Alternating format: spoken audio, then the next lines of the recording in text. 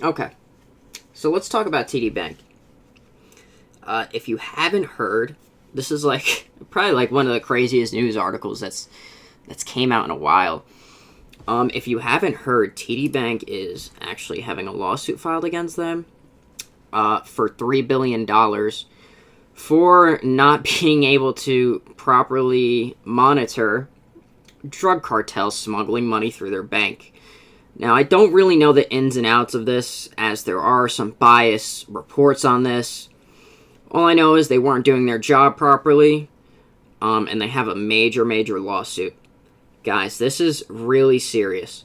One, right, if you do have a TD Bank account, right, I suggest, right, and you have money in there, I suggest you just open up another bank account with somebody else, okay? This bank, this news right here is absolutely crazy. If you do bank with them, I suggest opening a new bank account with somebody else. Go J.P. Morgan and Chase. It's a great bank. Because if a bank does file for bankruptcy, and you have money sitting in there, right, they can't pay you unless another bank buys them out. Will a bank take on all the liabilities that TD Bank has already had? That's the real question. We aren't sure of this. My suggestion is to play it safe, find a new bank, open up a new account, get all your money out of TD Bank. This is very, very important. You don't want to deal with this headache later on if it does. I don't think it's going to come down to this, but just for a backup plan, right? You always want to be safe. You don't want to be sorry. And then all your money's tied up somewhere in a savings account. All right? Meanwhile, your money should not be sitting in a savings account. You should have it in a high-yield savings account. If you don't know what that is, hit me up. I can explain it to you. You gain about 3, 4 to 5% in a savings account, which you can touch and you can move money around. Why keep it in a regular savings account where you earn 0.01% interest? It makes no sense. Inflation's killing you. At least match inflation or beat it by a little bit without having any risk. Now, as you can see, we heard this news, and the stock has fell around 11%. We could definitely see it go a lot lower. Depending how this lawsuit goes, we do have to play it ear by ear here. And I also think, shorting TD is not a bad idea as well either, based on the news here. But you do have to play it safe here. There is a lot of support here. A lot of liquidity being drawn up here. This could be one of those, but we're not too sure where this lawsuit heads. So we're going to play it ear by ear with this specific stock. I'm going to keep you guys very updated on it because I'm interested myself with this stock. Now, let's talk about NQ. Guys, I'm not going to lie to you, I've been having a hard time these past couple days. Matter of fact, this past week, even last week, I've had a hard time. Something like this, I'm not good at trading. I'll just admit it myself. I'm not good at trading stuff like this. I can't. This just because I like to look for the big, 300 points, 400 points, 500 point moves.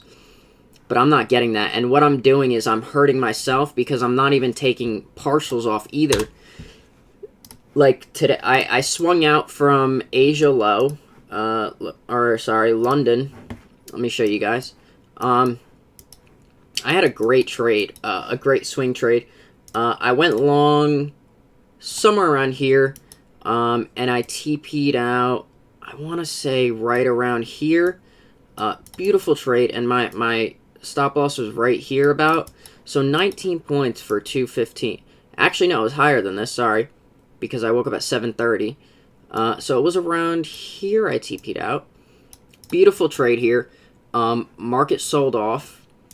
Let me scale in here a little bit so I could kind of see where I entered. Market sold off. And then an SMT formed on the 1 minute. Where was it? Right here. SMT formed right here. And then I went long after a break of structure to the upside. Where was it? I think I was scaled on the 15-second, but I went long on a break of structure to the upside. I think I entered like right here, guys. Very beautiful trade. I was targeting this high right here. And I moved my stops to break even, and I just got stopped. I didn't take any partials either. I got stopped out right here. And then I went long right here in a fair value. Right here, I went long. Stops still ran at 20 here. And then we got a nice pump up. A great pump up. Right here. We got a great pump up. But I didn't take profit again. I was looking for this high to get taken out, which didn't happen at all. I was looking for something up here. 155, and it just didn't happen. And I didn't take any partials. Got stopped again. Break even. And then after that, you know, I held this trade for a long ass time, for about 3 hours, and got nothing out of it, which is kind of annoying. But I did have this nice swing here, which is always good. But I'm telling you again, I am going to be looking to swing again overnight, for longs again. But this is just like, we just been trading sideways, like just going up, just going down, just going up, just going down. I want a clear direction of where we're going, and we just can't get one. We got to here, and then we just sold off. I thought we were at least going to touch 28. I thought we were going all-time highs, and we just sold off. Meanwhile, ES is just chilling up top. Meanwhile, ES is just pumping up top. As you can see, ES was trading sideways for a little bit, too, for like 2 weeks here. It's hard to trade these, especially for me. A lot of people can, you know, they can trade that, but that's just not how I like to trade. I like to do the big points. I like to do the big moves. And I just haven't been getting that, so I have to adjust to it. And next thing you know, I'm going to adjust to it, right? And then we're going to get a big move, and I'm only going to get plus 50 versus plus 300. So, you know, I'm scared of missing big moves, but I have to, you know, sometimes understand that, you know, it's not always going to be the way you want it to, and you have to adjust to it.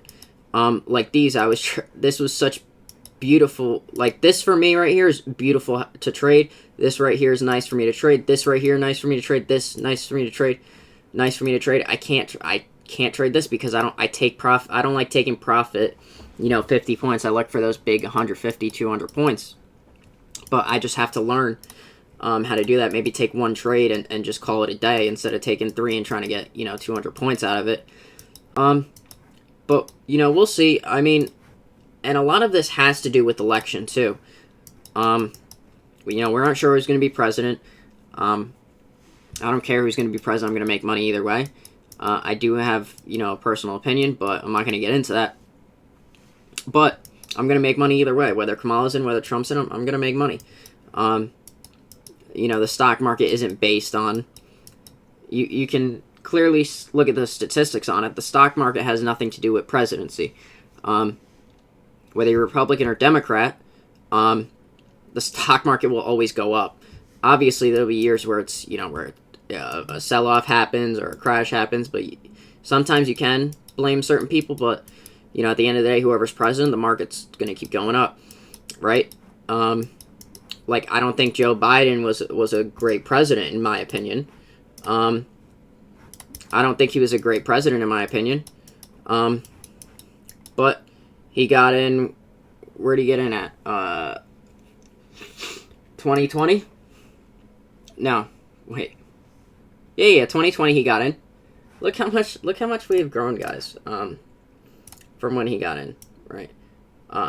November 2020. You know, the S&P, or the NQ has gained almost more than 100%. It doesn't matter who's president. The stock market is always going to go up. You know, it always have pullbacks. It's not based on presidency.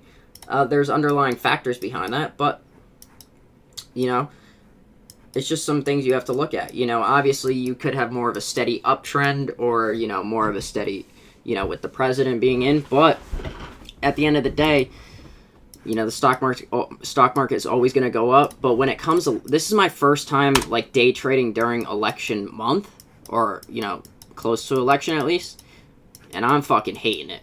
You know, I'm hating it, but I just got to learn. I gotta adjust. So we're gonna get some adjustments going on here. I'll post my trades here in a second. You'll see. Other than that, guys, I hope you guys have a great rest of your day. Tomorrow, we're probably going to be talking about... I'm going to see if I can grab some more articles on the TD Bank lawsuit, kind of go into it. And then I also want to... NVIDIA already hit 140, guys. And now is absolutely selling off. Look, I had this marked out right here, this line right here, this 140.89.